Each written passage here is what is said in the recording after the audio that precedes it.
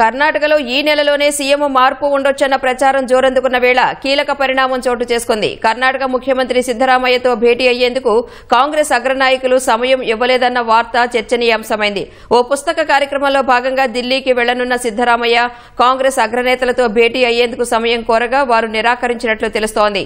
ప్రస్తుతం సమావేశం అవసరం లేదని కాంగ్రెస్ అధిష్టానం సిద్దరామయ్యకు స్పష్టం చేసిందని సమాచారం. కర్ణాటకలో కాంగ్రెస్ ప్రభుత్వం ఏర్పడి 2.5 ఏళ్లు పూర్తి కావస్తున్న నేపథ్యంలో ఈ పరిణామం చోటు చేసుకుంది.